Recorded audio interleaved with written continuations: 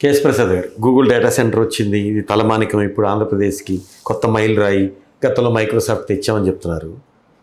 ఆయన ట్వీట్ చూసిన తర్వాత అసలు అదానీ గారి డేటా సెంటర్ గతంలోనే ఉంది, మరి ఇప్పుడు దీనికి ఈ వీళ్ళ పాత్ర ఏంటి? ఇది చెప్తున్నారు కదా, అంటే క్లెయిమ్ చేసుకుంటున్నారు. వాస్తవంగా ఎవరు తెచ్చారు?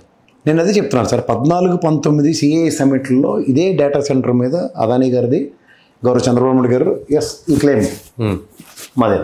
కానీ మనం వాస్తవాన్ని ఎప్పుడైనా సరే మనం ఒక డిబేటబుల్ టాపిక్ చేసినప్పుడు 20 మే 2022న రీడ్ ద ఫాలోయింగ్ అని మనకి ఏంటంటే information technology, electronics and communication promotion wing department నుంచి ఇది వైజాగ్ టెక్ పార్క్ లిమిటెడ్కి ఎలకేషన్స్ వచ్చింది. GO number 5, GO MS number 5 ITSC promotion department dated 23/11/2020.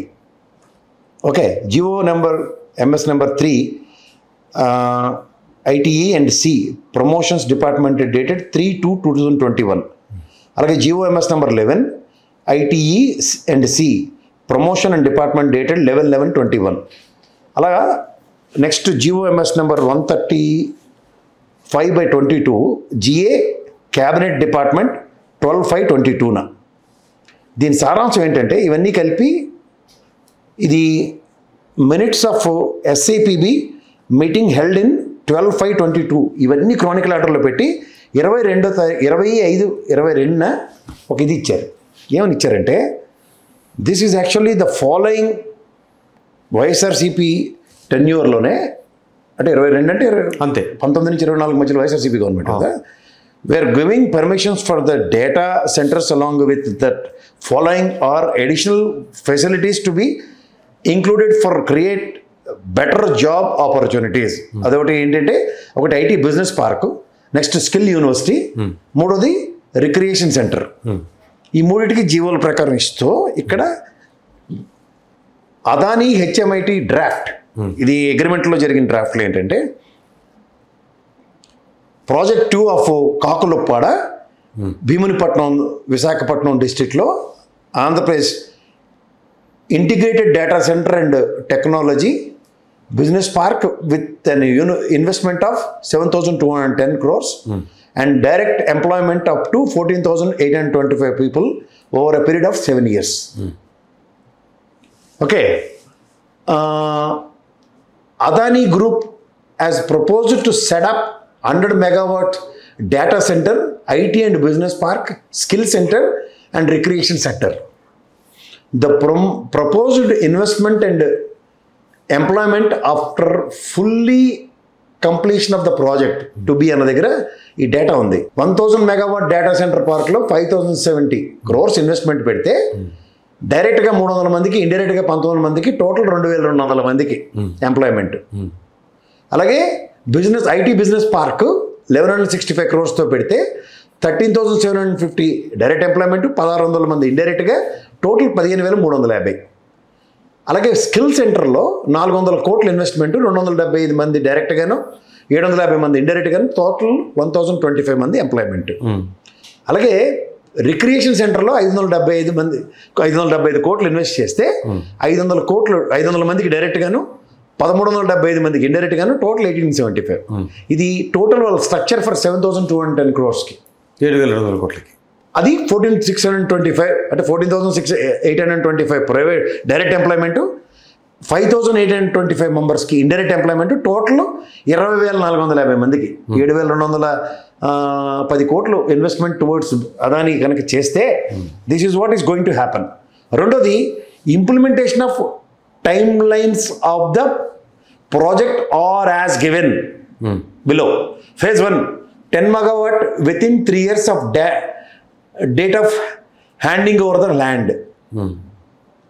Phase 2 20 megawatts within 4 years of date handing over the land. Phase 4 70 megawatts within 6 years of date handing over the land. Phase 5 100 megawatts within 7 years of date handing over the land. It's schedule. అప్పుడే అయింది. అంటే initiation government జరిగినప్పుడు ఇంత plan of action ఉంటుంది. ఇది Google సెంటర్కి రేపు ఏమైనా రిలీజ్ చేస్తే లెట్స్ కంపేర్. దీన్ని దానికి ఇంట్రెస్ట్ చేసిన లెట్స్ హ్యావ్ అ డిబేట్.